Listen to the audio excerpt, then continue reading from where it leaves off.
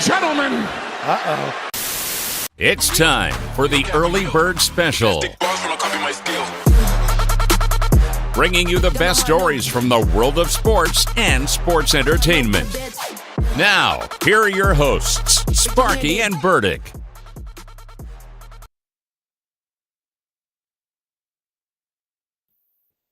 Well, good morning, Bakersfield and surrounding communities, and everybody watching online on YouTube.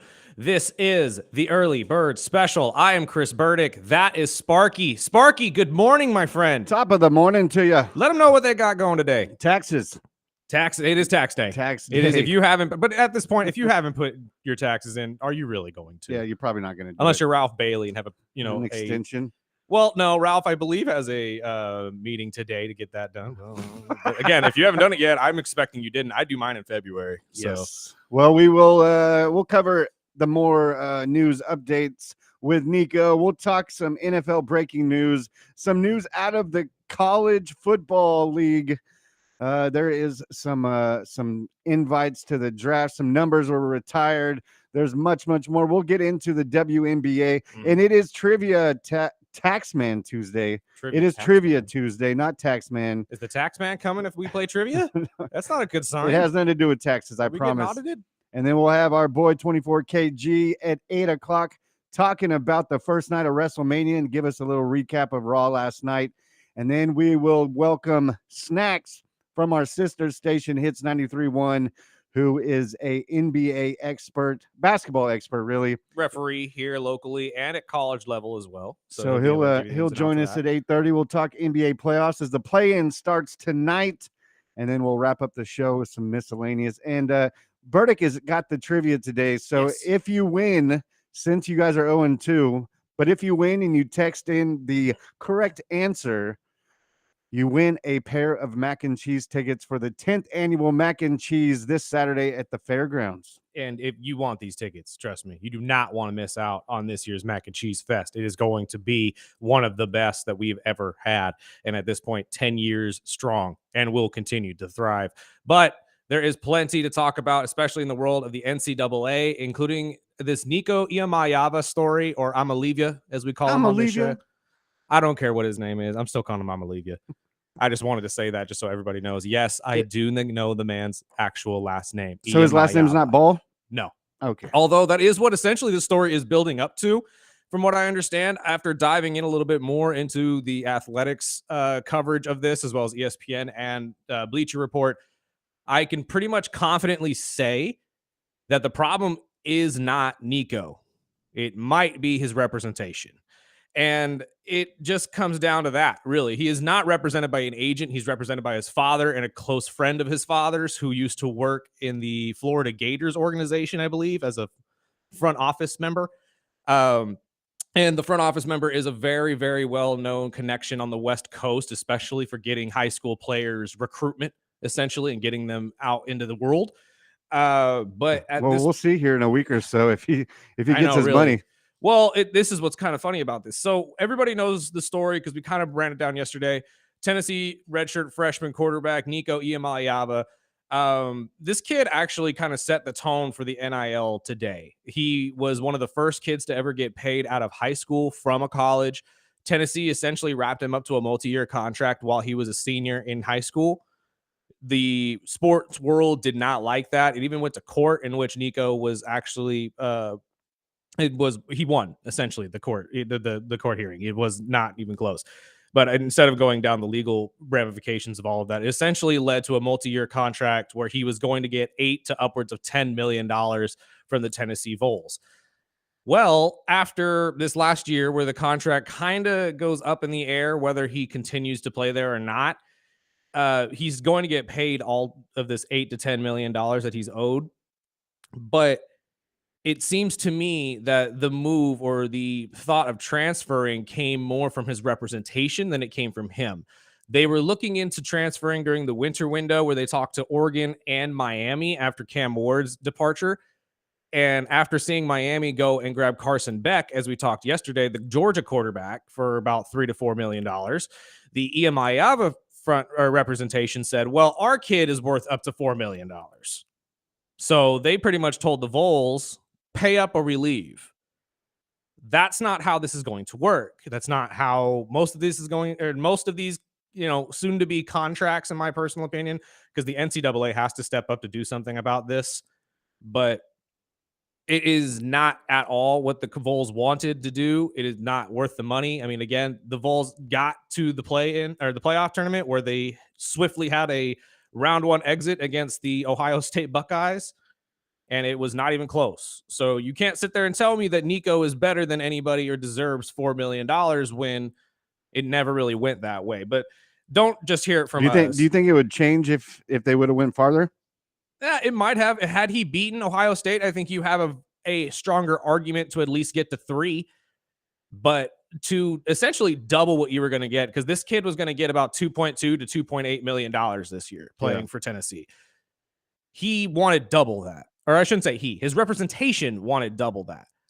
But this has pretty much sparked his entire argument of who's really at fault for this? Is it Nico's fault for not showing up? It's the representation's fault for essentially putting it in Nico's head that he deserves more and is going to get more, and you're not going to play until you do, because who's going to shoot down your father? Or is it the NCAA who should be blamed for this? Because the NCAA doesn't have proper guidelines to any of this NIL stuff yet. And really, because of that, you have the Wild Wild West paying these guys millions upon millions of dollars for not playing for your team. Because that's what's going to happen. He's going to get paid out his entire contract by the University of Tennessee to leave the University of Tennessee. That is ridiculous, especially for an organization that wants to use that money to put it towards players who actually want to be part of the program. And they even stated that even if Nico somehow convinced the Vols coaching staff to bring him back, the team doesn't want him back. Of course. He lost the entire locker room when he didn't show up to the practice right before the the orange and white game, which is their spring ball game. I don't blame them whatsoever, but that's what I was going to post to you, my friend, is who's really at fault here. But let's hear from 3 different sides of this, because First Take did this beautifully yesterday, and each point will be essentially brought out with these 3 bites. So let's start with Stephen A. Smith, who believes that Nico should have just honored his deal and continued to play throughout this season, at least before bringing forward that he wanted more money. You were getting about $2.2 million. That's the agreement that you reached. According to the valuations out there, you're worth about $3.1 million. And you were asking for $4 million, damn near double what you agreed to. I don't recall Tennessee winning the national championship or anything like that, but it's a bigger thing to this situation for me personally than anything else. And that's honoring your contract. Go for all you can get.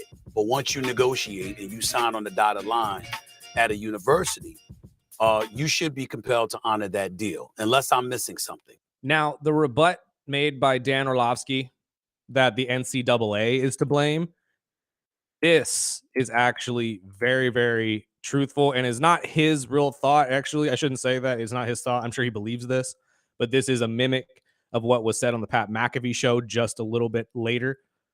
But this is what happens when you place people in leadership roles that the NCAA did, and then you just open the door. Because while you say Stephen A., and I understand the point of, well, he's got to honor his contract, when you leave the opportunity for that person not having to honor the contract by allowing other doors to be opened by other places offering you more money, no one in their right mind is going to just say, no, I don't want another $1.7 or $1.8 million. Because if you can get it, you're going to go get it. That's just the reality of human beings. That is the factual part of all of this. It's all based on money. Now, Shannon Sharp has a beautiful point as well, where he says that Nico brought it upon himself. We won't play that one, Sparky. Don't worry about it. I'll just say what he said. Shannon Sharp believes that Nico brought it upon himself by not showing up to meetings and doing all of that and essentially losing the locker room, which is also fair. But that's why I want to pose this question to you, my friend. In your opinion, from hearing all of these sides, which one do you kind of believe it is? Do you believe it's on Nico, his representation, or the NCAA as a whole? I mean, it opens up the door. I mean, you could look at it both ways. The NCAA, obviously, with this chapter of NIL and allowing this to be something that, I mean, he's obviously not going to be the only player that ever does this.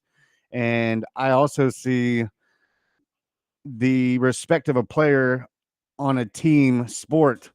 You know, if Nico signed that contract, he should honor it, but he sees in other sports the same thing. So it's almost like there is no right or Right. wrong. The fact is that he's going to shoot himself in the foot.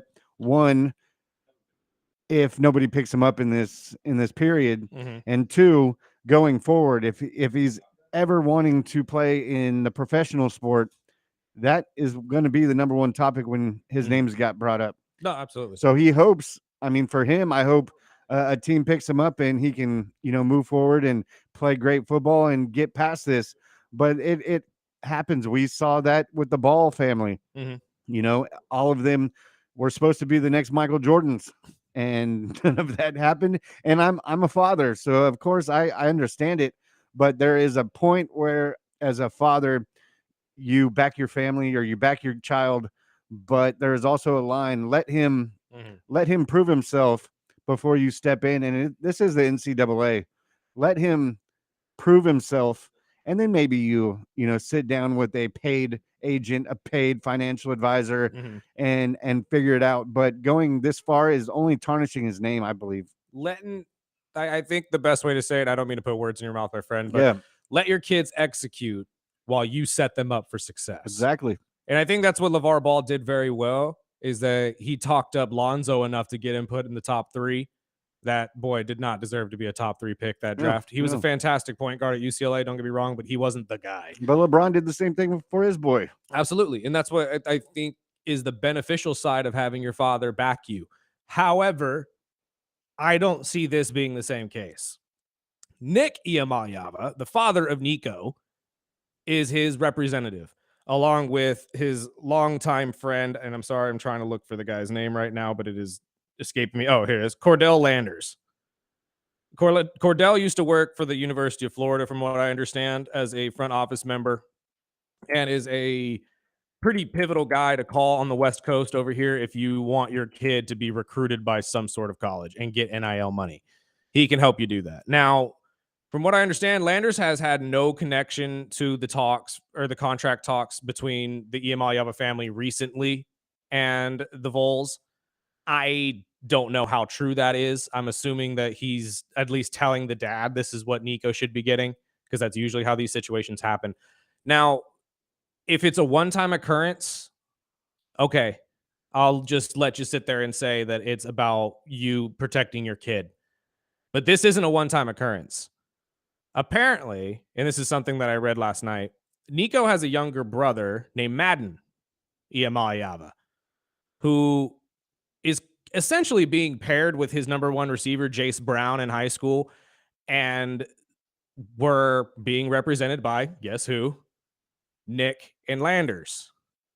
Well, 3 games into their senior season in high school, Nick Iamaleava and Landers decide the two of them are going to transfer to a different high school for, quote unquote, better coaching and to improve their chemistry, or the tandem's chemistry. Essentially, they wanted to build the next Travis and Shedeur. Guess what happened, Sparky?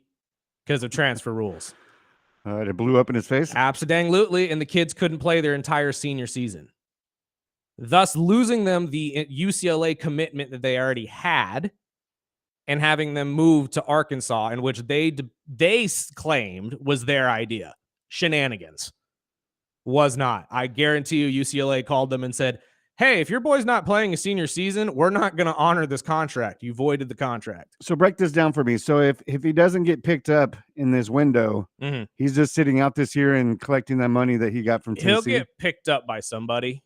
There's no doubt in my mind he'll get picked up by somebody. More than likely UCLA, the team that actually was supposed to take his brother. But yeah, essentially that I think is what would be happening. So does he get the money as well? Yes. Yeah, the University of Tennessee has to pay him this money no matter what. So UCLA can just pay him chump change while he gets the And that is why. Well, not necessarily. They're still going to want the money that they want. So whoever picks up the check is still going to have to pay him probably get him for 1.8. No, I don't know. I think they're probably going to have to pay him $4 million, or at least structure the contract where he's going to get $4 million in the next couple years of his collegiate career. I can see that. So, and this is the problem. This is why everybody is saying that the NCAA is really default for this, because you had no guidelines when these things were set.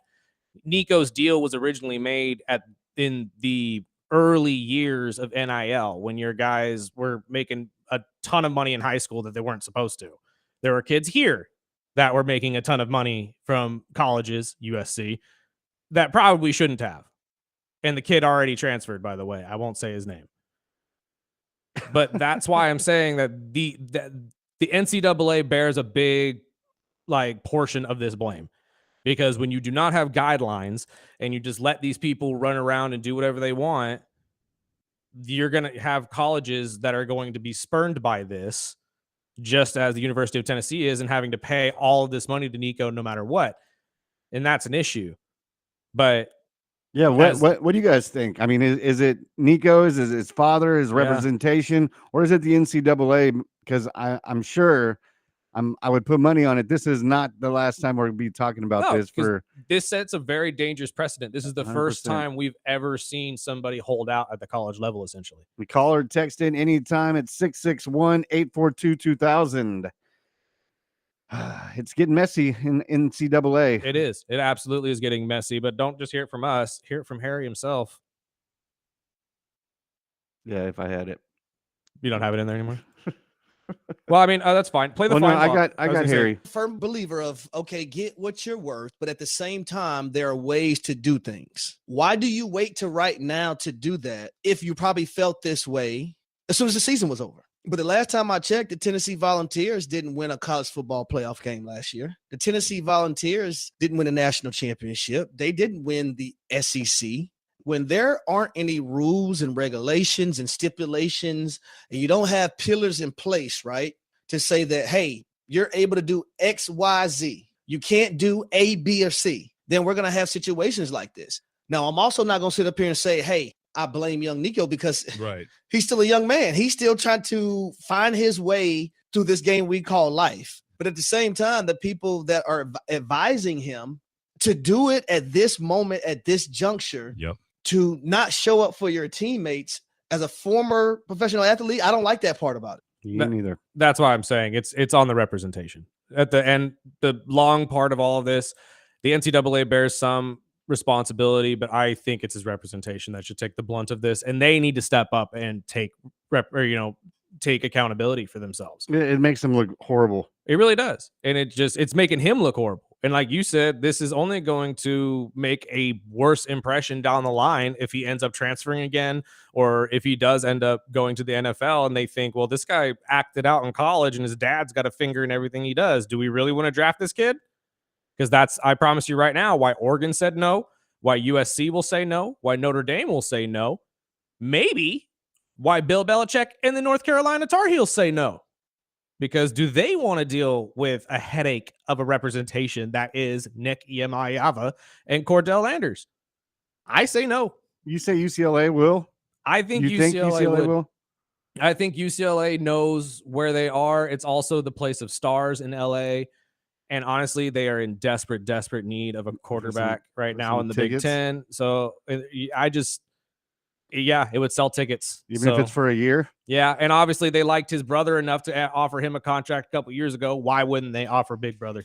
Well, we'll keep it in football. We've got some breaking news out of the NFL. Draft is a little over a week away. Plus, we got some college football news that we'll share right after this break. The Early Bird Special, ESPN Bakersfield, 12:30 a.m. 101.1 FM.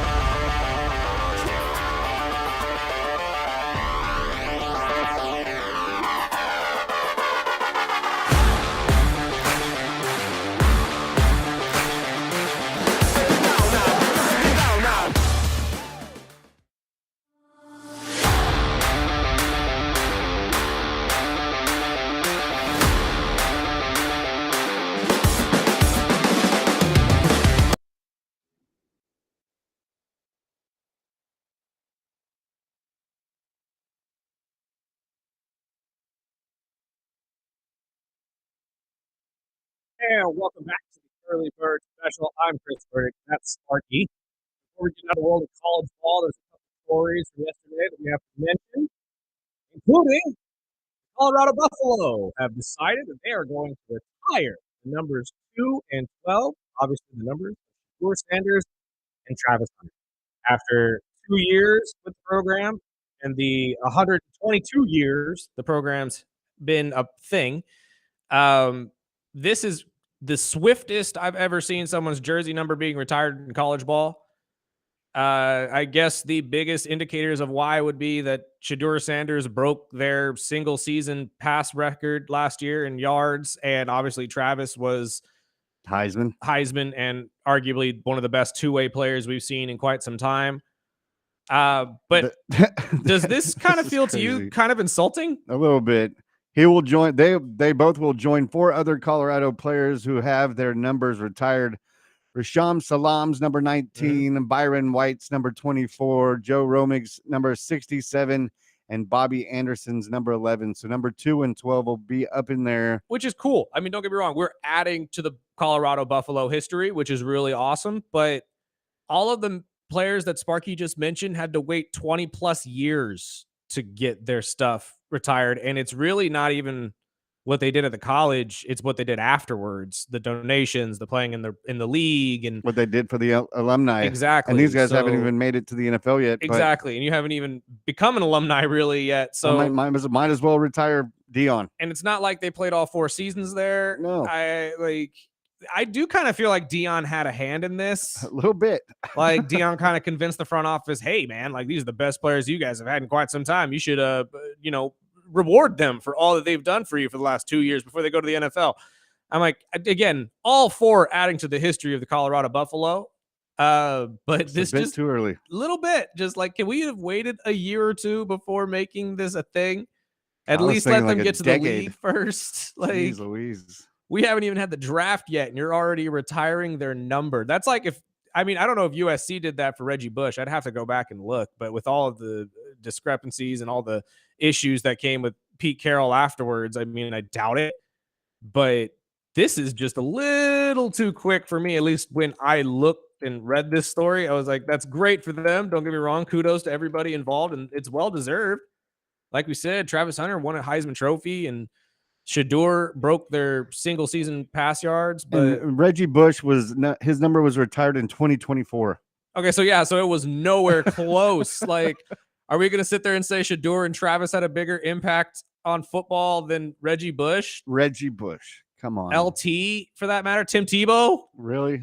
Like as terrible as a quarterback Tebow was in the NFL, the Gators most likely waited at least 10 years before they retired Tebow's 15. If they that was right around the time they stopped talking about him. Exactly. So it's like, what happens if something happens like off the field? I'm not saying that if they have a bad NFL career, that is what it is. That shouldn't impact their decision making on Colorado's side. Is that their way to try to keep them involved? Yeah, I would think this is the Colorado Buffaloes way of sitting there and saying, you know what, we need to attach ourselves to these guys before Jackson State decides to say, hey, these two played for us before they played for you. You better lock them in before they get that big fat check. Also, it's not like Colorado got anywhere close to the playoffs either. Right. Like, again, this is just me being a hater while also trying to congratulate, because again, it is well deserved in terms of their play, but a little too soon for me at least. And I saw Las Vegas Raiders Max Crosby has been named the assistant GM for Eastern Michigan's football program. This was interesting to me. I didn't know exactly how this was going to work until I read what he's actually going to do for them, which has essentially nothing to do with the NFL at all. Yeah, he'll evaluate high school and portal prospects, manage their NIL budget, and also serve as a special assistant to the fundraising, alumni relations, and student athlete support. Is that something you think? Obviously, it's not a ton of work, but is that something you think that should be offered as an active football player? Yeah, because if you are able to pick up, I think as I cut myself off. My main point is going to be, if you have the time to do it, why not? And there are other athletes that are doing it. Steph Curry's doing it for Davidson currently. And basketball is much more busy and hectic, I think, than a football season is. But this is just more example, I think, that we're headed into a time where athletes are going to become GMs and owners more than they want to become coaches. And I think that it's just a great step forward for players who want to do this, because Max is going to set a great example. If there's anybody in the NFL right now that's going to set that example that this could work, I feel like Max Crosby could be one of those guys. And also, I don't know if you mentioned this, but he's also setting up a fundraiser type situation for the organization called Max's Match or Max's Matches or something like that, where he's going to match every donation up to $100,000 to people who donate to the Eastern Michigan Football Organization. And it's honestly just, I'm sorry, Sparky's yelling at one of our hosts right now for being too loud in the studio. So I can hear you. Nah, I understand. He's rude. Scott Cox can be rude sometimes. I know. Oh, As he walks by. I love that old man. I do too. But at this point, I think this is just a good sign for players who want that to happen and want to become owners and GMs, because this just shows that they're able to do it. And if they're able to do it while playing the game, it's going to be an easier conversation for when they're actually retired. I mean, I like seeing former players that I grew up watching, especially when they're coaching. I saw a recent video with Marshall Faulk walking in and introducing himself to the team, and it just made me scratch my head if that's something that, I mean, I remember big leagues like the NFL would have a strict rule of doing other things while you're under contract with the NFL. I mean, some of these players can't even, play with their kids in certain portions, like they're not supposed to jump on a trampoline in the off season. Yeah, they can't go on a speedboat and stuff like that. Yeah. But now they can make side money and help college teams. Or I still am worried, like the whole deal with Brady being able to be an announcer while being a partial owner and helping the Raiders. See, I don't think that's going to last very long, because there is a conflict of interest here or there. I don't think there's a conflict of interest here. Yeah, because he's only going to be handling more of the scouting side of it and the interrelations of alumni and athletes and all that type of stuff. I don't think there's going to be much you can say in terms of like, oh, he's going to be helping the Raiders, farm people from Eastern Michigan. No, I was thinking more of like maybe pushing or tinkering. I know he just signed that major deal, but maybe that tinkers him to maybe move to a team that's closer to Michigan, maybe. That is also possible. Maybe you never know.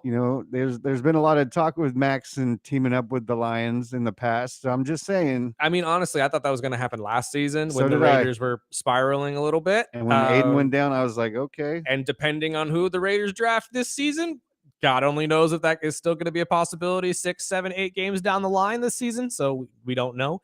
But no, I think that is a very valid speculation as well. I think that there is some interest for him to go to a team like the Lions at some point in his career, and this could just forward that 3-4 years down the line if it doesn't happen next year.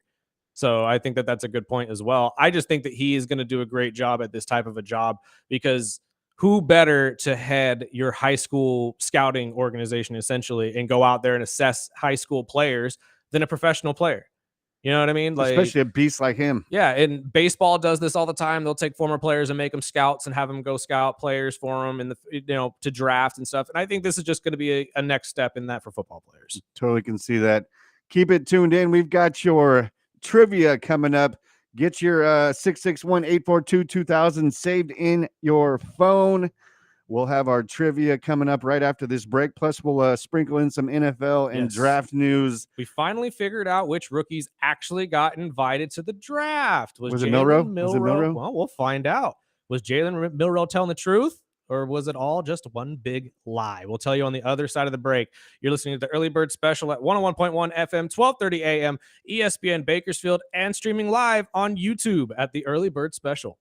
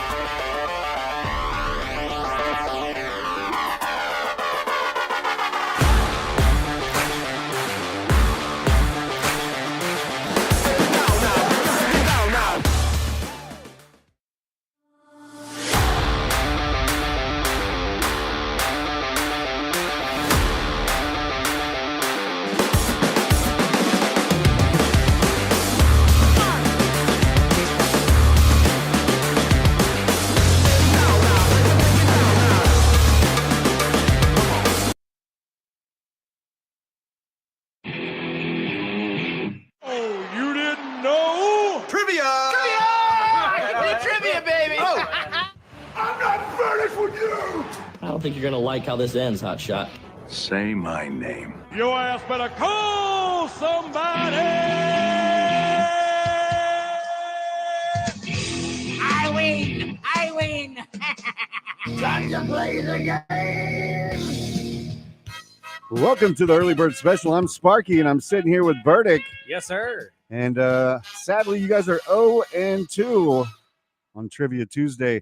But this week, we're going to pump it up because if you get this question correct, you might just get some tickets to the Mac and Cheese Fest coming up this Saturday at the Kern County Fairgrounds. We got to make it worth something for you guys in order for you guys to actually get these correct, apparently. But this question is actually going to be a little easier for you longtime EBS fans. Looking at you, Jeremy. Google. YouTube. Very much so. Who is the only professional wrestler that we have been able to interview? I have name dropped him multiple times since we started this show. If you were paying attention last week, I said his name multiple times with our boy 24KG. Who is the one professional wrestler so far that we have been able to have on this show, on the Early Bird Special? You can find the interview on the Early Bird Special YouTube page. That's the biggest hint I could give you. And once you do, just text it in to 661-842-2000. Or call in if you would like as well. If you We'll know take it, your call call as it well. in, and I'll be answering that phone or looking at the text. First one with the correct answer will get a pair of tickets to the 10th annual Mac and Cheese Fest this weekend. I believe in you guys. We can get this. 2-1 this week. I believe. Unless we're just that good at trivia and you guys just, I don't know. Maybe that's the case. Maybe that's what's going on. But we'll see. But, Sparky, let's get to a couple more of these stories out of the football world. As we stated before the break, 17 rookies have accepted the draft invite and will be there at Green Bay when the draft takes place, or at least the first round takes place. Cam Ward, Jackson Dart, Jalen Milroe, Travis Hunter, Matthew Golden, McMillan from Arizona, Abdul Carter, Will Campbell, Mason Graham, Gentry will also be there. Alabama's Tyler Booker and Jahad Campbell will also be there. Georgia's Malachi Starks and Mikel Williams, as well as Michigan cornerback Will Johnson, Josh Simmons from Ohio State, and Shamir Stewart from Texas A&M. All will be in attendance in Green Bay for the draft. So Jalen Milroe was not lying when he said that he got the draft invite. That was the only one I cared about. However, one name that did not come up, obviously, Shedeur Sanders will not be in attendance. It's probably smart. Yeah, I think him and his brother would want to do it together, especially if his brother's going into the draft this year. And I think it would just look better from wherever Dion's going to have this thing for the two of them. I would think it's going to be at their house, but who knows? Yeah, if he was sitting there, ESPN or whoever is going to just check on him every 5 minutes. All over him every how's 5 Shedeur seconds. thinking? What is Shedeur seeing? Well, and that was the question I was going to pose for this segment. Why are some of these guys accepting it? And I don't mean some of these guys and everybody else that's been said outside of Jackson Dart and Jalen Milroe.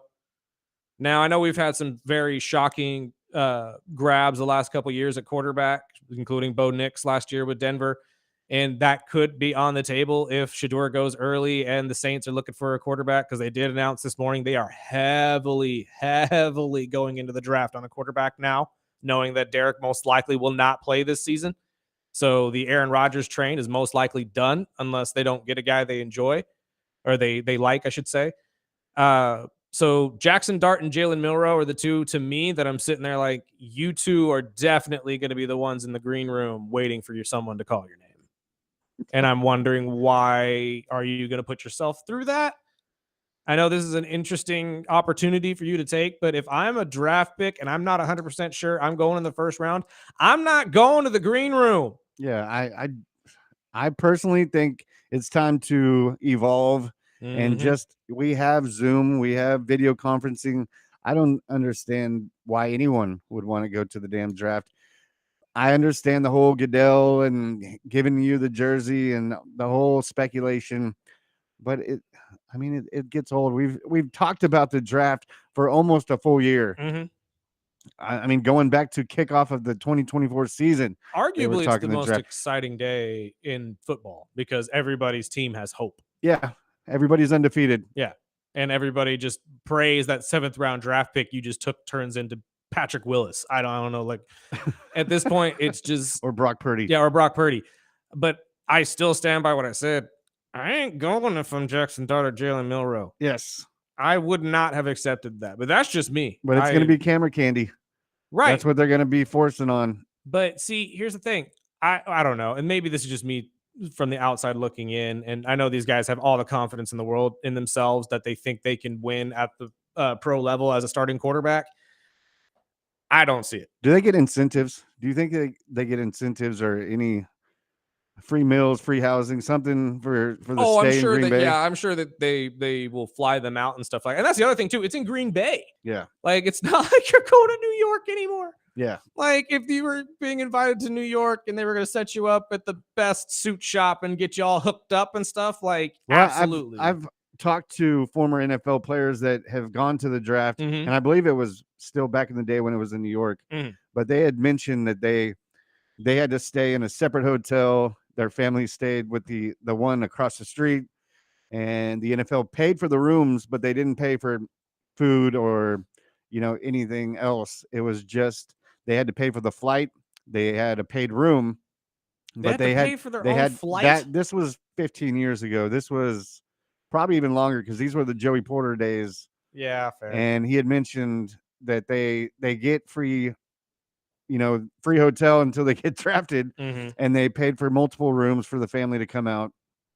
But the NFL has evolved huge in the Drastically. last 20 years, and then they started moving it and making it a whole 3-day event, which I would be wrong to not mention.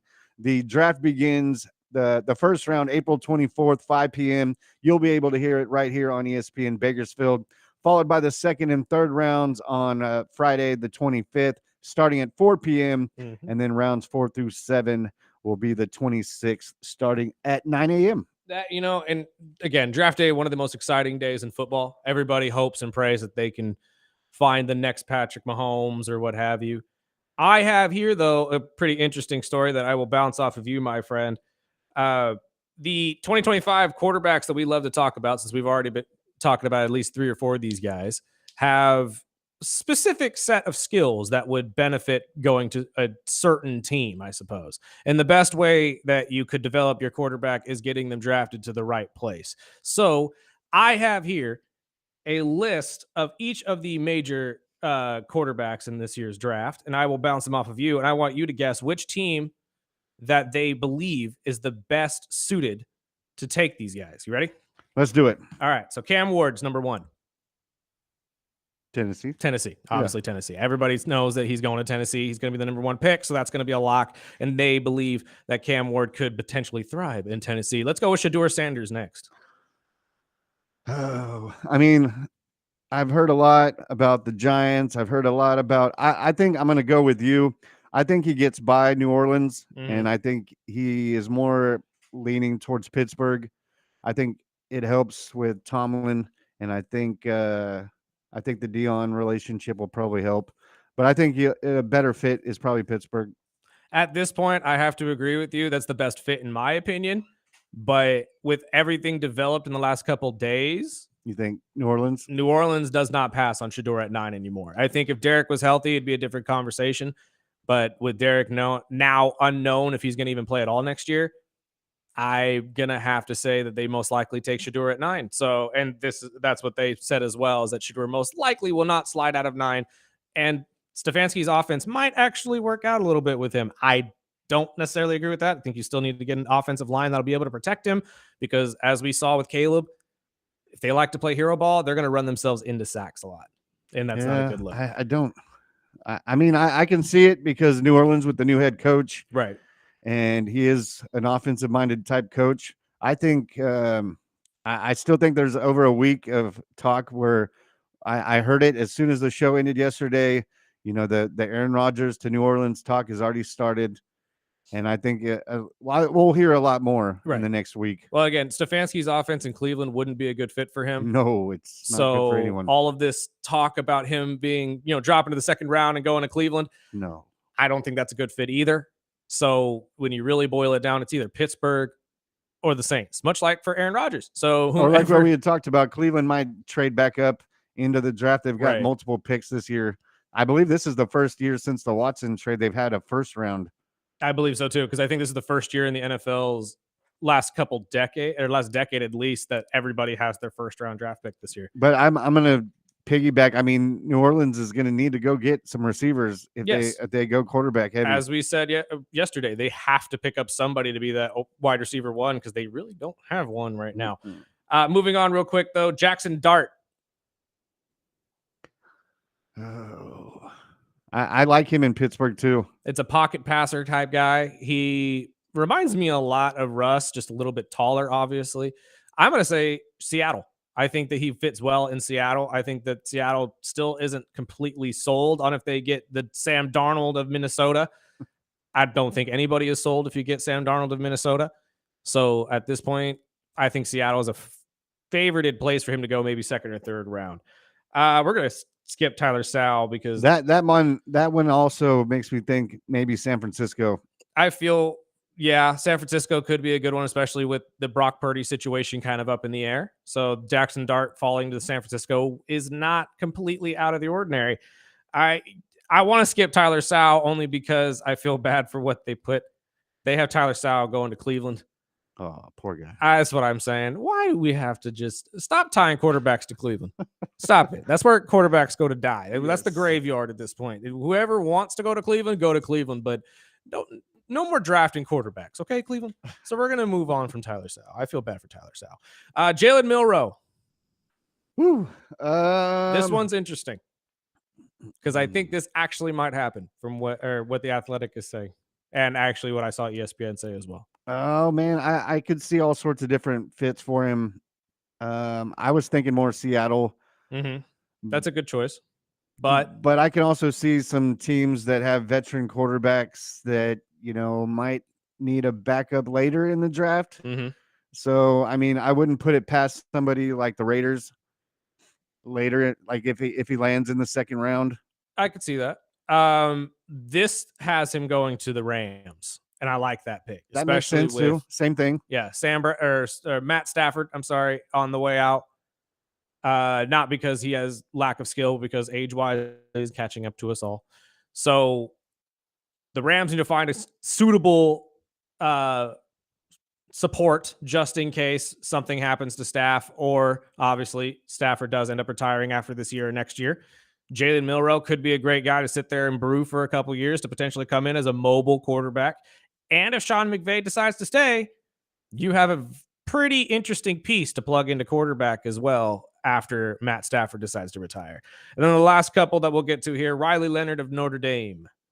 I think Miami. Miami is a good pick. Or even, maybe a backup in Minnesota. I could see that. They have him going to the Giants. Obviously, the Giants need help at the quarterback position.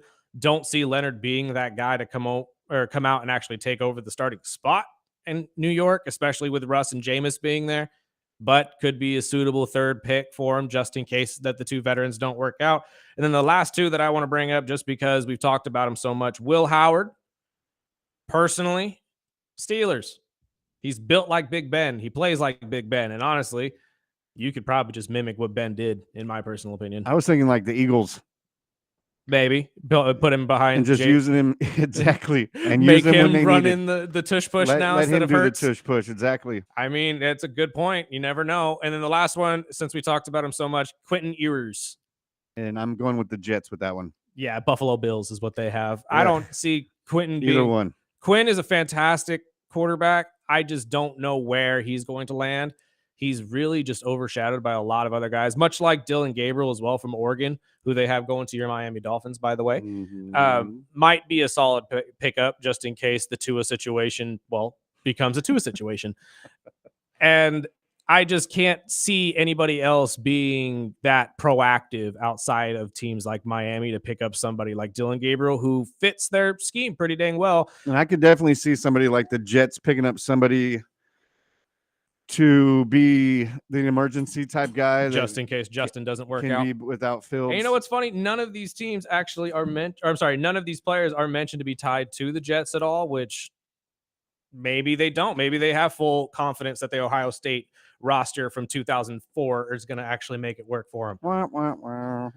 But at this point, that's what we got for you guys in terms of the draft. Once again, that'll be taking place here in the next couple of weeks. We'll be talking about it at nauseum. And I was just told all rounds will be right here on ESPN Bakersfield, 1230 AM, 101.1 FM. Fantastic. Our boy KG just got here. We're going to wrap up this hour right after this break, and then we'll get our Raw recap with 24 KG. Plus, we'll discuss day one of WrestleMania right here on ESPN Bakersfield, 1230 AM. 101.1 FM.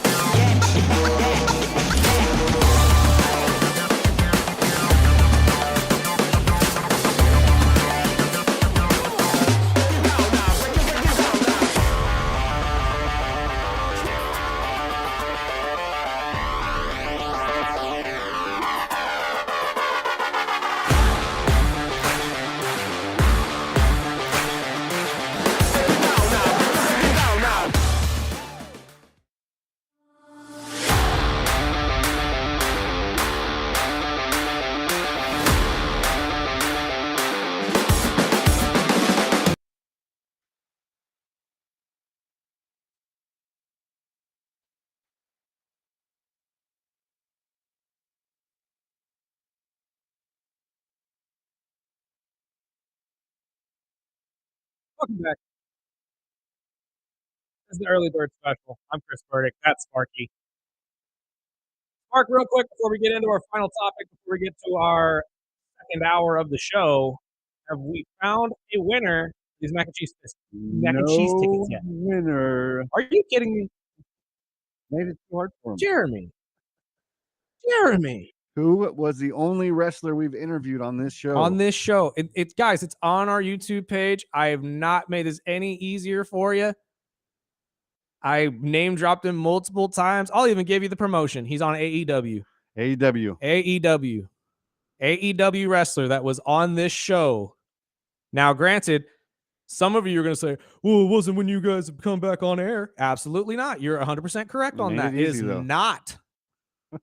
been since we've been back on the air on the morning show. And I'll tell you, you want these tickets to Mac Yes, and you Cheese. do. So I don't know how much easier I could tee that up for you. I, again, teed up his name for you last week. So if you can't get him, you know what? I'll just take the tickets. Yeah. And if I'll you take them and give them my mama. if if you know it, text it in 661-842-2000. We're going to wrap up this hour with some more. Man, can we get some positive news out of Miami? No. Geez Louise, man. You guys are absolutely just spiraling, it seems my like friend. it's rebuilding for a younger team. I know Coach McDaniel has mentioned that several times, that, you know, veterans like Taron Armstead retiring. We lost what's the guy's name? The lineman that we had from Atlanta. Calais Campbell. Calais Campbell signs with the Fantastic Cardinals player. to do his final year. And just breaking news this morning, the NFL media reports that the Dolphins and Jalen Ramsey have mutually agreed to explore trade options heading into this draft. Not only is Ramsey up on this block, but now Tyreek after last week. And, you know, he was based to make $25 million this season. Mm-hmm. So they're trying, you know, I believe the cap will be $21.1 million that the team will have to take over. Mm-hmm. So I'd expect a late round draft pick, if anything. Honestly, well, you deserve at least a third rounder for Jalen Ramsey, I would assume. But you obviously, expect they're taking that money. Yeah, at this point in his career, though, it dwindles. Obviously, we brought up the Julio Jones trade a couple weeks ago that I was not happy with, where we only got a second round draft pick. And I say we as in the Atlanta Falcons. I'm a Falcons fan, so I can say that. And I get in that argument with people all the time. My prediction, Jalen's going back to LA. I think he's going to Dallas. Oh, Cowboys. Yeah, no, that's a good point. They have a track record of making these corners actually look good for some reason. And I think he'd be good as long as he's not in Buffalo. If he ends up in Dallas, does that mean you can't play Micah? Because that's a lot of money. So all of these questions are going to be spiraling the next couple weeks. The other team I threw out is just rumors, but I could see him with the Chargers. That's a good pickup as well. I don't know. We'll speculate a little bit more about this towards the end of the show, but we got to head into hour 2. Our boy 24KG's in the building, so we'll give you a wrestling recap and give you what we think will happen on night 1 at WrestleMania on Saturday. You're listening to the Early Bird Special right here on 101.1 FM, 1230 AM, ESPN Bakersfield, and streaming live on YouTube.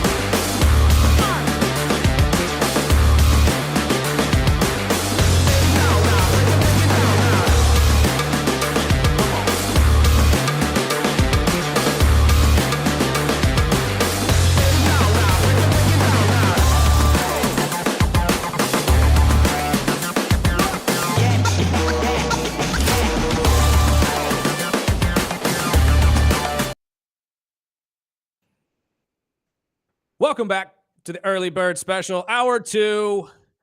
And it is time for your wrestling recap of the week. Well, actually, I'm sorry. I'm going to have to ask you, my friend. 24KG is in the building with us. Hello. From Hits 93.1, our wrestling connoisseur. I'm going to have to ask you to pull double duty this week. Let's do it. I'm sorry. What you need? I'm sorry. Well, I need you on Friday because not only will we need a SmackDown preview, because as we were just talking about off air, SmackDown on Friday before WrestleMania has silently become the pre-show to WrestleMania. But WrestleMania has become so big that we actually need 2 days to break it down. Indeed. So today you'll be getting the Raw recap from last night live in Sacramento, California, as well as our preview to night 1, which is Saturday night. Maybe a little bit of Stand and Deliver too, if we can get that snuck in there. The NXT PLE that'll be happening right before WrestleMania. And then on Friday, you'll hear a preview of what you'll see on SmackDown that night, live from Las Vegas, as well as our thoughts on what will happen in night 2 of WrestleMania this weekend on Sunday. So, my friend, let's start with what we saw last night on Monday Night Raw. Sparky, did you get to actually... Oh, Lord. In the ring general. Everyone's favorite Austrian stepped the ring last night. As soon as he came down, I think addressed the promo that we need to speak about. This was probably his best promo he's cut in the past, I'd say 4 months. Oh, yeah.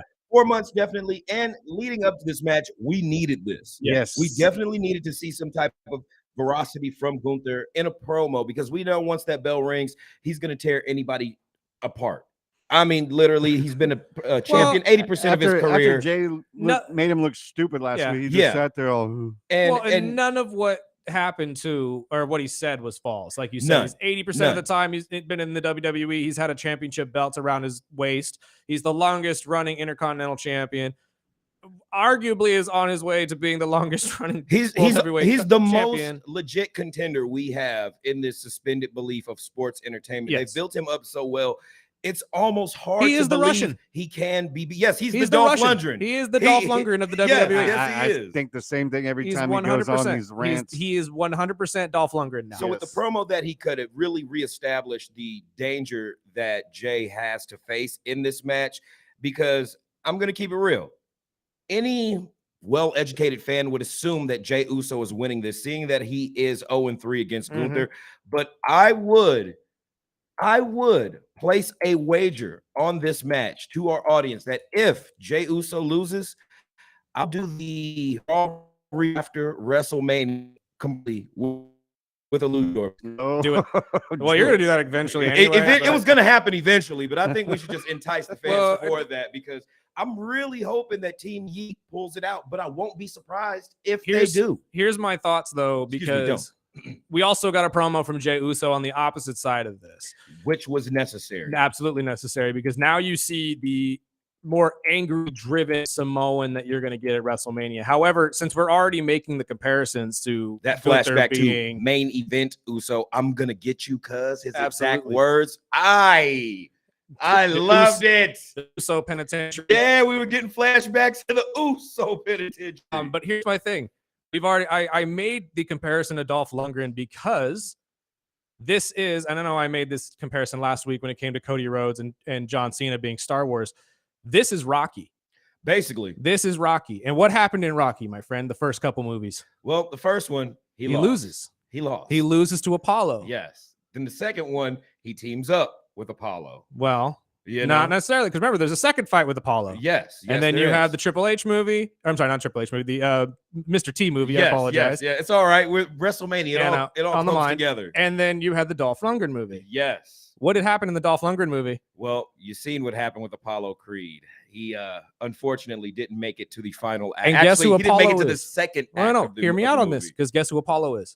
His brother. Jimmy. Of course. The first match was WrestleMania. You got to give him a reason in storytelling like this for the baby face to have a reason to get dirty. Yes, last year's WrestleMania, Jay took on his brother, won, moved on. The next time he took on his brother, won again. Now we will see him take on essentially the WWE's Dolph Lundgren, where most likely he will win after losing 3 separate times to him in the past. So I think that this is just a build up to what we will see as Rocky. But my question and problem I think with it's a very accurate analogy, by the way. Thank you.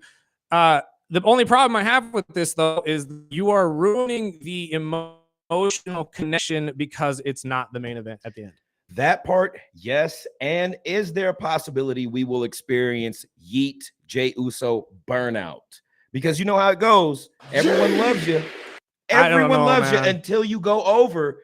And then we're going to start seeing the anti-rebellious fan of like, okay, now now you're getting too much. Yeah, I think that's why they kind of broke it off for a couple weeks where he was all down and he wasn't coming out of the back of the crowd and all that. Coming out in all black. I think it was burning out. Yeah, then a little bit, man, a little bit. We got to keep that merch moving too. Yes.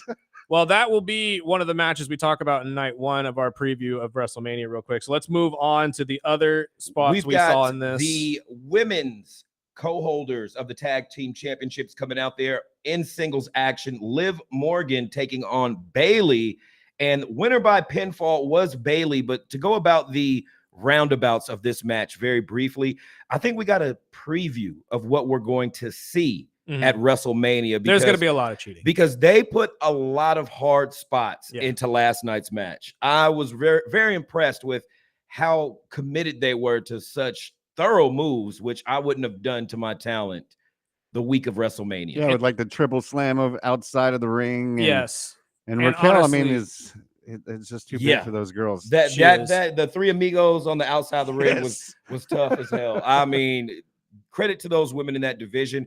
I think one of the things that got me was when she used the side of the apron of the ring to do a backstabber or face breaker.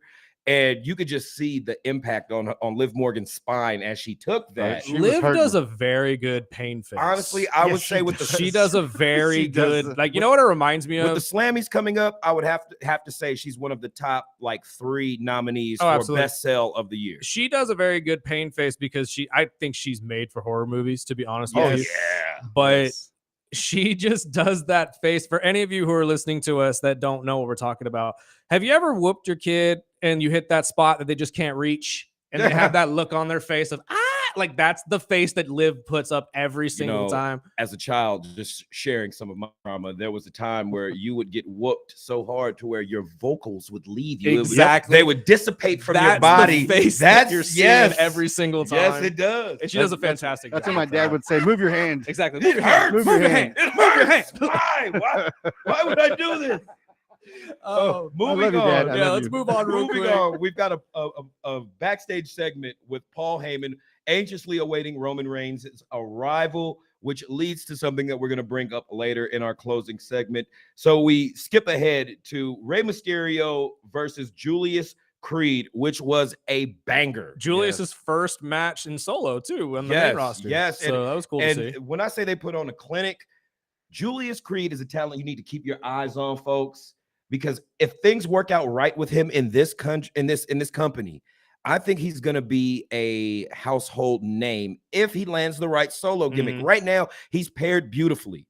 He is awesome. Him and Brutus are a great. They're awesome. How they develop this, new team angle thing that they have with American Made. It's almost a la Kurt Angle and Team Angle exactly, but with a fresh face on it. So I was excited to see them get in the ring, cut it up. There were some great spots.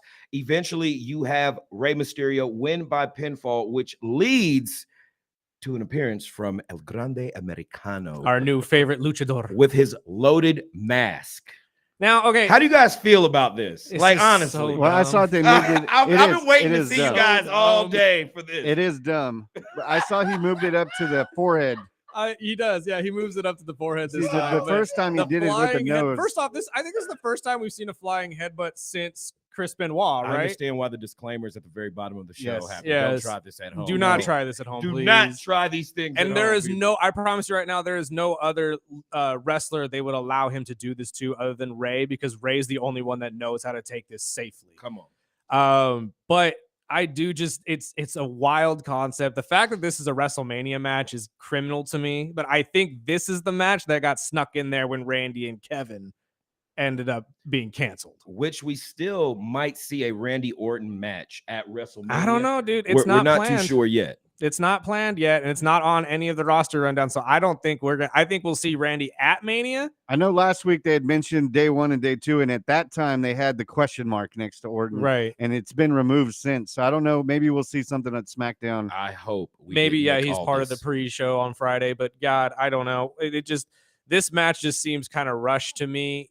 And I feel like this. I'm sorry, not this match. The match between Julius and Ray was fantastic, but the El Grande Americano versus Ray match that we're going to see on Saturday just seems rushed to me. I think that there could have been so much more to this. I think that's going to be a sleeper. Yeah. I do have a prediction. It's going to be one of the sleepers that I think people, it's going to be a good match, but I think it's going to surprise everybody. Go ahead. I do have a prediction, though. What I think an appearance is going to happen during that match on Saturday. I think we're going to get a lot of secret or special appearances throughout WrestleMania. This match. It's too important for it not to be loaded with surprises or turns or developments for future storylines that are going to play out after WrestleMania, which, that Raw is notably quite famous for being a big point of change in the season of WWE. Moving on, we've got AJ Styles versus Karrion Kross, and I'm glad to see my man Kross's original entrance return. Although they didn't put it on. Hey, either way, it's back. Ad placement bugs me when I watch this show because some of the best stuff gets cut out. To the U.S. audience. Yes, Karrion Kross has one of the coolest entrances in all of wrestling with his wife. Hands down. It is just a really cool ambiance and just the camera angle of it all. Very dark, and so I just love it. Now, really quick, let's recap real quick from where Karrion Kross started, what he's been through and where he's at now. How it started, how he got brought up, how he got dropped, got released, came back, and to where he's at. It's a very pivotal part that I see. You made a point a few weeks ago on a show that we did about how Karrion Kross embodies and reflects his opponent's visual style. Yeah. And the things that they need. That is not my thought process either. Over. That was found out by a YouTuber, and I thank him for pointing that out because I didn't notice that until he said that. I don't think anybody noticed it until a few weeks ago because now Michael Cole's mentioning on commentary. So to breeze through the match, we seen an absolute banger from Styles and Kross last night. Including a fake injury, which I mean, when was the last time we seen that? That type of showmanship goes to tell you right there that they have plans for Karrion Kross, and they are big, hopefully rewarding. Now, we have AJ Styles win by pinfall, which leads to an appearance from the most hated man on the internet, well, one of Logan Paul. They have a brief video package. Yes, the man is a natural. Yes, he is a natural. We have a brief video package which displays his glorious ego in all of its light, and a brief scuffle, which led to Logan Paul dropping a devastating pulverizer. That is a badass move, man. That is a beautiful finish. Now you have to explain it to people though, because we've never seen the pulverizer. The pulverizer looks almost like a suplex inverted into a draping DDT. This is in midair. So if you're familiar with the suplex, reverse it and then bring someone down with the DDT. It's something that if you tried in real life, it would have you serving. It was like I was standing next to you with my shoulder over you and being like, "Hey, what's up, brother?" Yeah. And he flips it around and DDTs. This is something your older brother would do to you as a child. Yep. Yes. This is legitimately. This is something that the bully would come up to you and put his hand on his shoulder, and then you knew you were absolutely going to get hurt for some reason. He's like, "Hey, I want to try something," and you just get thrown over his shoulder. It's the epitome of my like brother Johnny Kirk's Knockass. Exactly. Johnny Knoxville and Jackass. There you go. One of those shows right there. My brother Kirk is sitting and laughing right now. I know it because I've been the pedigreed in the hallway. I've been suplexed. I still can't believe you've been knocked out by a pedigree. Yes, that is no joke. Your brother's knees must have been hurt. Why do they think they tell you don't try this at home? You know, nobody wants to end up like Steve-O. Well, 80s kids didn't read those disclaimers. Sure Absolutely not. We still drank out of the hose. Now we've got an appearance for main event Jey Uso. As we were talking about, he needed to drop this segment. I think it was more so fan service to get the yeets. If Jey Uso wins at WrestleMania, they're gonna be able to yeet their hearts out. So I felt like this segment was really unnecessary, which led to a segment with our man Braun Breaker, who was attacked by the Judgment Day, which led to a match with Penta and Finn Balor. We have Finn Balor winning by disqualification. Braun Breaker returns, clashes with the Judgment Day and Penta, and Dude, his then we moves. have Finn's on a win streak too, and make an escape. Now, Finn's finally on a win streak. If Finn wins, great. But this is the time I think we really see Dominic Mysterio. I think Dom wins. Dom needs it. I think Dominic Mysterio wins. I think honestly. Dom or He needs Penta it. end up winning because Penta has become, I don't know, the Intercontinental belt to me now is less of the work champions belt and more of the next stars belt. Yeah. And I think that's it used why to be both. That's why I feel like could be either Penta or Dom because Or- both of them have kind of elevated themselves. I was to that thinking the level. same thing until KG mentioned how big Raw is. So maybe he pulls it the next night. Maybe. I can see that as well. But I will say, since Penta's been back, I've seen a lot of fumbling of moves Oh yeah, with Penta. He fumbled he a couple of tries those Hurricane Ranas. He man. tries a lot of interesting maneuvers that not a lot of people are aware Which of. I know they're difficult moves. Yes. very much. Him and his brother Ray Phoenix, which if you've been watching SmackDown, Ray is going to be one of those people that's just going to be a highlight of the night every year or I every think we're night. seeing the result of athletes calling matches on the fly. Most of these matches they get worked through, talked through, or whatnot. But then you've got those guys that are just that good. They call it on the fly. Mhm. And unfortunately, sometimes there are botches. Mhm. Mhm. And with the professionalism in a botch, like we've seen with Julius Creed and Rey Mysterio the other night, he kind of saved him on a dive where he picked him up Mhm. and suplex walked him back into the ring. That was last night. That was Yeah, fantastic. he went a little low, and we've seen this before with Logan Paul Mhm. and Rey Mysterio. Things happen, and I mean, thank God they're working with great talent because Yes. those saves end up becoming highlights that we talk about on these 'Cause shows. I see it a lot with smaller wrestlers Mhm. like EO. EO, she's a G. That's the danger But of the it high happens. flyer, though. Yeah, Exactly. And I've also seen a lot with Bailey. Mhm. I don't know if that's just coming with age because she's been wrestling for so long. No. but and she's she's had a looks couple knee sluggish. replacements. Bailey also has the background in luchadors or in lucha as well. So I feel like that's probably more of what it is. She's Well, trying then- to mimic a lot of what she sees from a lot of these other people. Well, those knee injuries, I Because can Zelina tell. Vega does Yeah. the same When thing. she's running it, she And looks that's- like she's had some knee injuries. Honestly, that's why I say people like Zelina Vega and stuff like that, you got to stop doing the 619, Yes. please. All right, as we move on, we've got another backstage segment with Paul Heyman awaiting Roman Reigns' arrival. And right before he does, CM Punk is out there consoling his best friend and longtime manager. In the moment that they are sharing, Roman Reigns arrives, course. sees what's happening. It's set up. This is Oh, pure. this is becoming a high Yeah, school. this like, is pure soap love opera. triangle. Yeah, This this is my is guy. great. This is great. my guy. My guy. He's my friend. He can't be your friend at the same Exactly. time. And I'll repeat what Burdick said off the air before the show started. He's kind of agrees with me with the same thing as this is getting just kind Yeah. of silly. Right, dude. It's- Like I know yeah. these are the three biggest stars in your company. Who each deserve a WrestleMania slot, but to cram them all into one match. And That's even the the crowd, problem. even the crowd seems like Yeah. lost because they're chanting on all three of them. You can't like everyone There's in this no match. heel. Somebody is going to end up the sour in this match. It's Seth. got to be Seth. It's And gonna be Seth. I actually, I hope Seth wins actually, but I think what we're about to see is a whole new reinvention of Seth Rollins, and it's put Paul Heyman in a bad spot character-wise. So I think Punk and Roman are going to be let down with Seth Rollins winning this because within the segment, he talks about how he's wrestling for the soul of the company. These guys can't be the one. When is Seth going to get his? He does a lot of complaining, but he also backs it up in the ring, and he's been not just the inaugural world champion in this Right. new run with that title. They've gone to him in so many instances where the company needed a guy. see, Right. Whether it's a bad Seth's guy, my good guy. But Yeah. the last two Mondays and even I believe SmackDown, how they've ended it with Seth on top. That's just I Clear feel like they're- indication I that feel he's like not he's winning not at gonna Mania. win. Exactly. But he's cooked on the mic. But Yes. He's looked great Always. on the mic the last few weeks, more so than what we've seen in recent memory from Seth Rollins. Here's why I think that the internet might be onto something though with this double turn thing that you mentioned last week. I don't know if we get a pair up of Paul and Seth per se, That's But diabolical. but what says that Paul Heyman doesn't go to The Rock and sell his soul to save CM Punk and Roman? What if Paul just can't handle it anymore and Yep. says, I don't want either of you getting hurt. So I'm going to go to the one guy that I know can save you, which is The Rock. He sends in John to knock out Seth, and then we get this whole thing rolling where Seth now creates a faction to quote unquote save pro wrestling, as he's been saying for the last couple months. I smell what you're cooking, and I like it.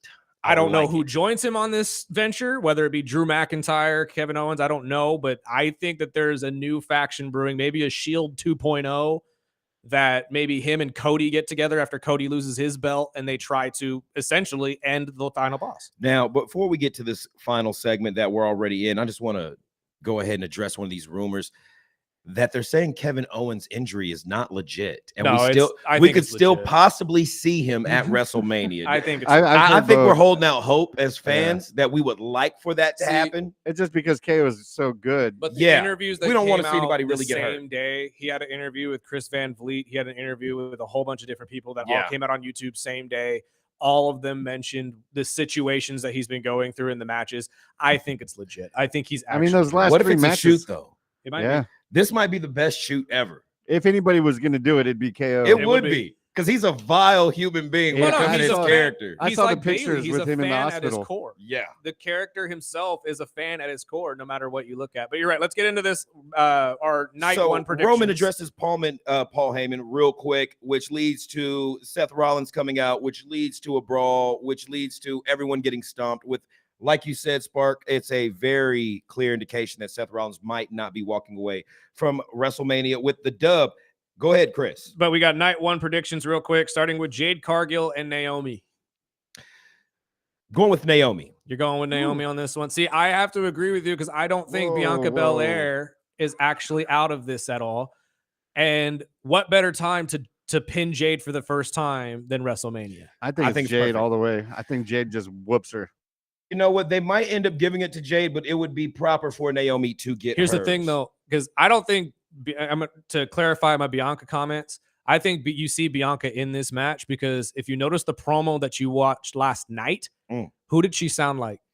She sounded like Naomi. She sounded like everybody's against me. Everybody doesn't want me to win. Everybody's trying to do this. I'm telling the truth. I'm telling everything. I hope you people would tell your kids to do the same thing. Is that a hint of foreshadowing as a future tag team reuniting on a heel turn? So who's to say Bianca doesn't come in and turn on Jade and help Naomi win? I can see it. I can see it. I can see it. We've got Rey Mysterio versus El Grande Americano. Who do you guys have? Pure comedy in this match, but I do believe that Rey will win. But I do believe that this will lead to the anti-luchador making his return to the WWE because he did officially sign his contract yesterday. Aleister Black is on his way back. And I think you see him for the first time in this match because when was the projected first time you were going to see him back in the WWE, KG? Around the same time. The first SmackDown after Mania. There we go. Who does Rey Mysterio and Chad Gable currently reside on the roster? I believe SmackDown. SmackDown. So why wouldn't Aleister Black make his first appearance at WrestleMania 41? I think by Joe, he's onto something. I got El Grande. And then you got El Grande as well. I'm going with Grande. Are you guys going with Grande? I think Rey wins this though, unless you're right. And then we get this entire roll down of all the luchadors having to take on Aleister. Well, I think also that if Rey wins, we're going to see the unmasking of El Grande. Americano. Oh yeah, no, I think that is. He tried to pull it last night. All right, who do you guys got for LA Knight, who is the current U.S. champion, versus my boy, Jacob Fatu? You know it's Fatu. Fatu's too big, dude. Fatu has reached the height that LA Knight had last year, and I think it's time for that belt to move on and for LA Knight to finally go after the main belt again.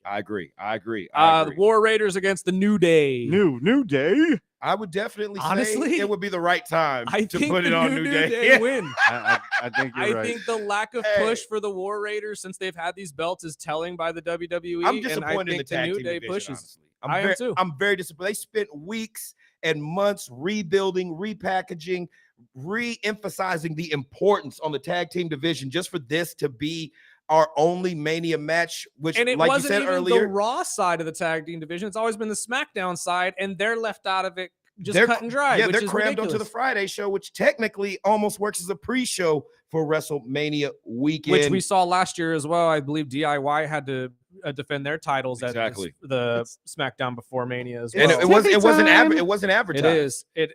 Tiffy Time is up next, taking on Charlotte Flair. Now, Stratton needs to win. I'm just gonna say easily probably the weakest match of the night. Really? that. With some of the best build. I disagree. Hey, like look, the build. they cooked the last 2 weeks because Yes. no one See, was but interested the in this only match. reason they did is because Tiffany went off script and brought up the divorce, which wouldn't have happened unless it was happening in real life. But that If wouldn't have she happened. wasn't getting divorced, this would not have the bullet that heads. wouldn't have happened if the match was actually interesting.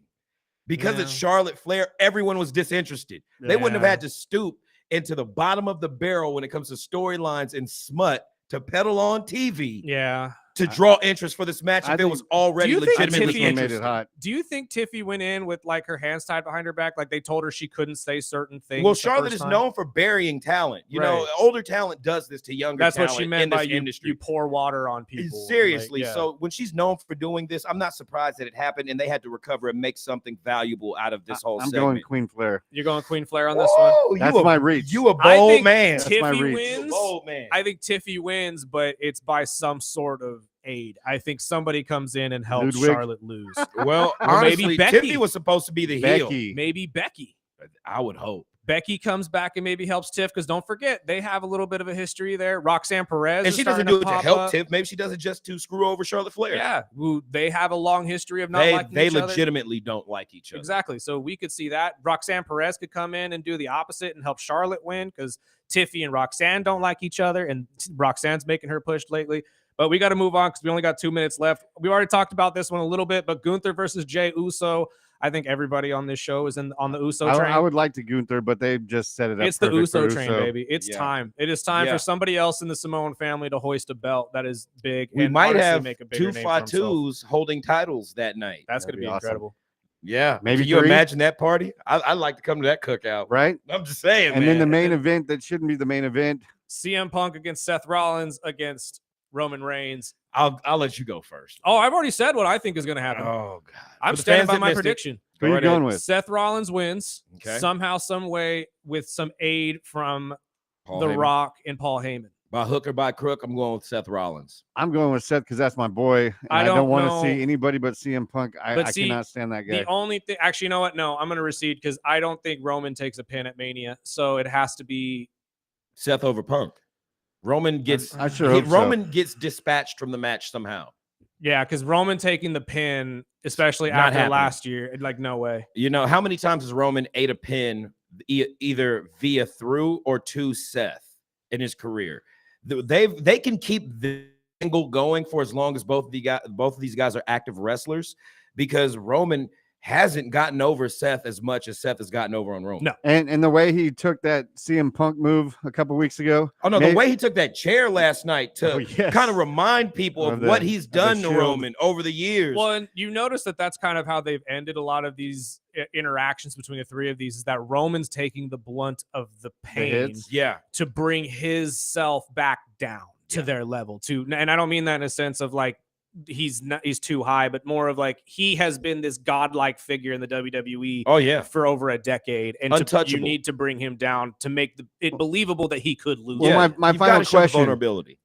bouncing off this match, do you think this is the last of the OTC and the whole thing? If Heyman bounces out, do we get back with the The Roman? big dog. I think we get a Um, more ruthless version of Roman Reigns. And that's what I want. And honestly, I would hope it brings in more Samoan bloodline, because we've had Lance Anoa'i and Tala Tonga, I believe, signed for Mhm. approximately 6 to 10 months now. Tala's supposed to be getting a hefty push on NXT here in the next couple. And months. we could see a whole new faction, either with Roman or I believe Jacob.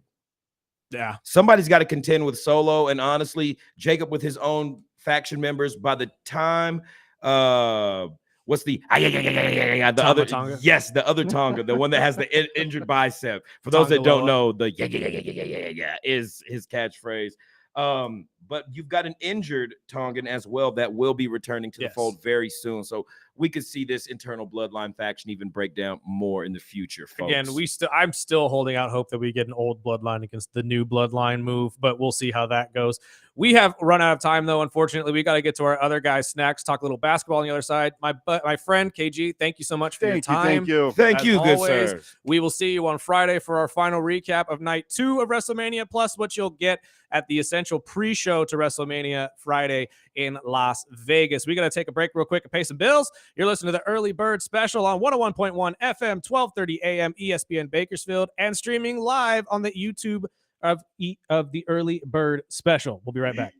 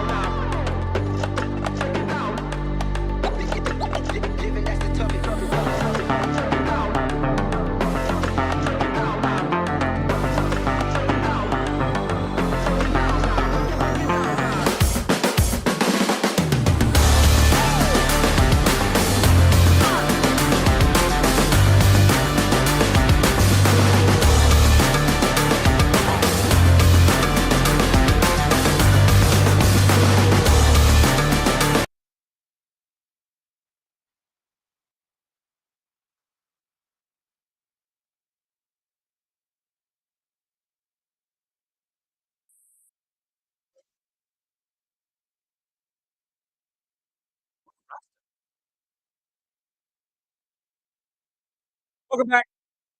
This is the early bird special. I'm Chris Burdick. That's Sparky.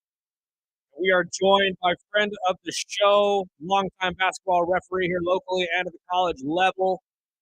You can hear him every day on Hits 93.1, much like our friend KG. Snacks is on the phone. What's going on, my friend? My friend, hello. Can you hear me well? You're cracking a little bit, but we can hear you. We can hear you. Okay. I'm here. I'm up. Are you? Early than normal. Guys. I appreciate that, my friend. I do appreciate that. Real quick, what's your thoughts on the NBA season as a whole so far? I mean, the West obviously has been incredibly just stacked across the board. We had a 5 to 6 way tie at one point in the playoffs for somebody going to make it into the play-in. What are your thoughts on the season as a whole? I'm just now checking up the honest NBA basketball. Oh, you really? Can I hear me? I can kind of hear you're breaking up big time, my friend. You want to hang up and try to call him back real quick, see if we can get a better connection? Give us 1 second, my friend. I'm not sure exactly what's going on with our phone lines. That is not exactly what we're used to. But real quick, we talked about it a little bit yesterday. You're going to catch some play-in games tonight for the NBA playoffs. We got the Golden State Warriors taking on the Memphis Grizzlies and the Orlando Magic taking on the Hawks in Orlando. We spoke about this a little briefly yesterday. These are arguably going to be the more exciting of the play-in games, in my opinion. The 9-10 seeds for both sides are lackluster, to say the least. But I'm going to say that the Warriors make it out against a very dysfunctional Grizzlies team. You just love what you see from the Warriors going, I believe, 19-20-1 by the end of the season. Do we have Snacks back? See if this is a little bit I'm here. There we Much go. better. Much better. All right, my friend. I know you said right. you're just catching up on the season. Obviously, we have some great matchups, though, so I'm going to bounce a couple of them off. You're starting with the play-in games that we're going to see tonight. So you got the Warriors taking on the Memphis Grizzlies, who have been incredibly dysfunctional. Where do you think this is going to land? Warriors will take that one. I think the Memphis Grizzlies, like I said, they're all over the place. With the coaching changes mid-season, Grant, I don't think he's going to keep this standing the rest of the season. So I'm going with the Warriors for this. I have to agree with you, but like we also had another coach firing yesterday. This one we kind of saw coming, though. The Phoenix Suns let go of head coach Budenholzer. What are your thoughts on that? And all of these really well-known coaches just kind of getting let go at the end of the season. Honestly, guys, I'm gonna put this out here. I don't even know why the NBA has coaches anymore because the players are the coaches. Preach. It's 100%. I had the opportunity to referee the Lakers training camp before the season started, and this is when Darvin Ham was there. Mm-hmm. And basically, LeBron ran the whole practice. Hey, he's going to go here. He's talking on every. He's going to go here. This is what this player is going to do. Blah blah. I didn't put the ball back in play. Darvin Ham didn't say anything. So I think on a lot of these teams, it's very hard for these coaches to coach these athletes because one, they're so entitled. Two, they have so much say so. So it's like, what is the point of the coach even being out there? And I think you see the teams that allow their coaches to coach are the ones that's doing well, like shockingly, Houston Rockets. I think he's always been outside of him messing things up with Nia Long, one of the gorgeous women in the world. He's an exceptional coach. He's not wrong. He's not wrong whatsoever. Yeah, he's an exceptional coach. Now, absolutely. Outside of that, you still need to find out how did you mess that up with Nia Long. But let's talk 100%. basketball. You're an exceptional coach. Snacks out here spitting. Well, brother, facts. he was clearly having some fun with the front office. What was it? The Celtics GM's wife or something like that? Wasn't that a rumor at some point too? Yeah, but she doesn't even compare to Nia No, Long. absolutely. I'm not saying she does. I'm not saying she does. I'm just saying the guy was clearly having his fun at the same time. But but back to basketball, but it seems like they're just giving an example. Like the Houston Rockets coach, you could tell he's and the players are accepting his coaching, right. And those teams are doing well. The Pistons. When was the last time we talked about the Pistons being are good. Absolutely. And I don't know if they in the play-in or not, but they've had a much better season than they had in the past. So They did. I think for a lot of these, they avoided the play-in this year, so you don't. It's a lot right now. They'll be taking on the Knicks, if I'm not mistaken. yeah, so that's my point. But like those teams are allowing their coaches to coach, and when we see that, we see a much better team compared to the catastrophe we see over in Phoenix. And you got 3 superstars, not all stars, but superstars in your team. So how does this not work? Would you say though that a high-end coach is the only way that you can really field a team with 3 stars? Because obviously Phoenix had Bradley Beal, Booker, and KD for the better of 2-3 years now. I wasn't exactly sure it was going to work out just because Bradley and Booker, neither of them played point guard, so you didn't know exactly what you were going to get out of either of them. But do you need a guy like maybe a Greg Popovich to make a team like that actually work? And neither one of them really play defense. But no, I think a Greg Popovich is our last of a dying breed of the Phil Jacksons and the Pat Rileys. Again, I don't really think these players are respecting these coaches like they did in the past. Like, you knew when you was going to play for Pat Riley what you were getting. You knew when you was going to play for Phil Jackson, you knew what you were getting. Now it's like if I don't get my way, I'm not paying. So it's very hard to sit and watch some of these teams play. Like, I like what Sacramento is doing with what's his face as the head coach. You can see they buying in. They just can't get over the hump in a lot of these games. Right. Well, I mean, I think you're right, because we saw that a lot with the Denver Nuggets, with Mike Malone, obviously, with his comments after their, I believe, the last game that he coached for them, where he said guys just didn't care anymore and they weren't watching film. The respect factor for the coaches is dwindled, if anything. So I think you're right on that one. Real quick, let's move on to the next matchup for tonight. Against the Hawks. They'll be in Orlando. Who you got coming out of this one? It's going to be a good one. I like Orlando's defense to stump the Hawks offense. Yeah, this is the one I think it's a roll of a dice. Who comes in hot? Yeah. What Paolo you get, obviously, from the Magic. I'm going Orlando in this one. Are you? See, and I like that. I had to agree with you. And I want Orlando more because of what we just talked about. They play more as a team. Where Atlanta, you got Trae Young, who just you give him a stage, it's all about him. And sometimes he forgets. It's consistency for Trae Young. It's not that he's not an exceptional player. I think for him, it's just more consistency. You put him on the stage, it's all about him. Where Orlando is more team based. They got some of them guys from overseas that's balling. Well, at that point, we would get the Warriors against the Rockets and the Magic taking on the Celtics in the East. So let's move on to tomorrow's games real quick. You've got the Kings taking on the Mavericks.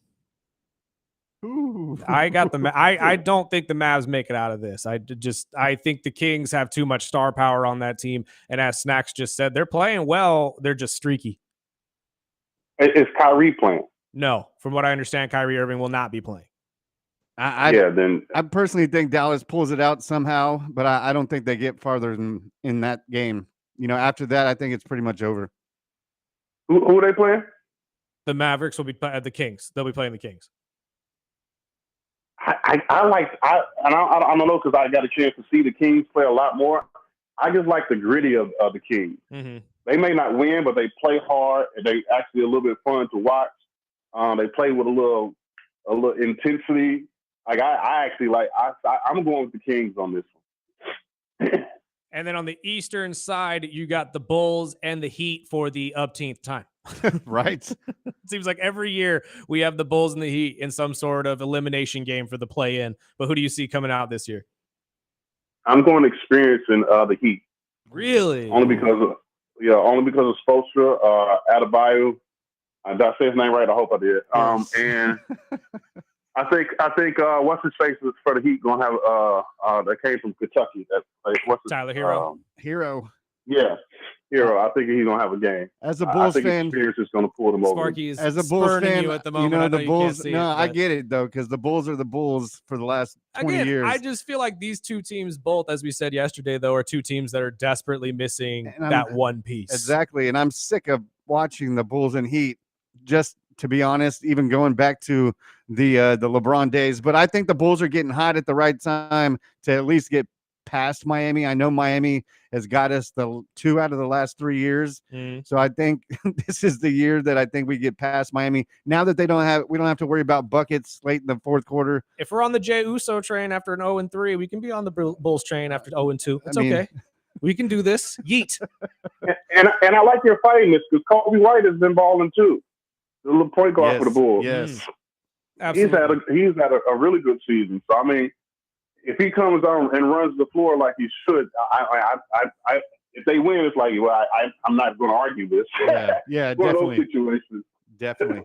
And then real quick, before we let you go, that would lead to the final play-in games for both sides. The first one being the Memphis Grizzlies taking on the Sacramento Kings. Who would you have coming out of that? Sacramento. I just think Memphis is not disciplined enough right now. They have to find a coach to kind of keep that team intact. And which I don't understand the firing of that coach, because if you're in the playoff realm, why are you firing the coach at this particular time? Right. Is this? I mean, again, it was more of a situation that I read that it was writing on the wall. They were planning on moving on from him if it didn't go well this season. It just seems strange to do it 4 games away from the playoffs starting. You could say the same about the Nuggets. Yeah, that's what I'm saying. You could do the same. You could say the exact same thing about the Nuggets letting go to Mike Malone. 100%. But there's just, I think you said it earlier, Snacks, that we are just in this realm now of a coach may not be as important or seen as important to front offices anymore. I think it's more just like they're more focused on keeping the players happy than anything. Yeah, and I mean, I know we talk of playoffs, but I think the NBA has a lot to work on. Oh, absolutely. Because not only are they losing coaches, you're losing a fan base. Oh, yeah. I mean, they secure them on social media, but those are just 5-10 second clips. You know what I mean? So it's easy to keep people's attention that way. Watching a whole basketball game. Now, I hear people telling me that basketball's boring. And that is a wild statement. I mean, growing up in the 80s, I'm a defensive minded. So that's why I got love for coaches like Tibbs. And it seems like there is no defense in the NBA. And a lot of people I know that I grew up watching, they say the same thing, the Barkleys and, the Kenny Smiths that say, there's no defense and nobody's watching until the playoffs. And I'm hoping, that just last week or two, the NBA games have been a lot better. And you can see it in, how they're playing.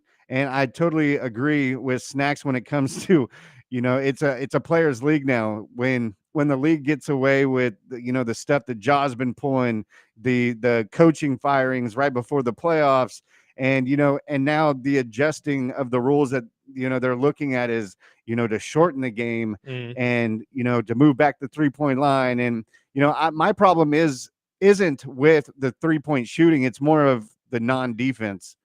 So, I mean, I'm hoping we get more, but I think that's the players league, and that's what we're gonna see in the future. Yeah, and I ref the game, and I can't agree. I agree with you all 1,000%. I said while I'm refing the game, this game is really, really boring because it's turned into a 3-point game. I mean, it's turned into a 3-point game. Nobody's competitive anymore. No. And don't even get me started on rules, because doing 3 different levels is like trying to do a high school game one night, then go do a college game another night, then go do a semi-pro game. At each level, there's 3 different rules. So it's like, what am I refereeing tonight? Yeah. See, I'd love to actually sit down with you and get your thoughts on that in a different day, but that would take probably a 30-minute segment. So we don't have nearly enough time for that. If we wrap up the play-in on the East, so that would be what? The Heat and the Hawks will be the final matchup. Heat and the Hawks. Yes, sir. I'm still going Heat. I just believe in Eric Spoelstra as a coach. For some reason, my stomach Eric Spoelstra for me is like Tom Izzo in March Madness. Yeah, Tom Izzo every year comes out of nowhere with Michigan State. But how do they keep winning? And they end up in the Elite Eight or somewhere. And it's the same thing as with the Heat.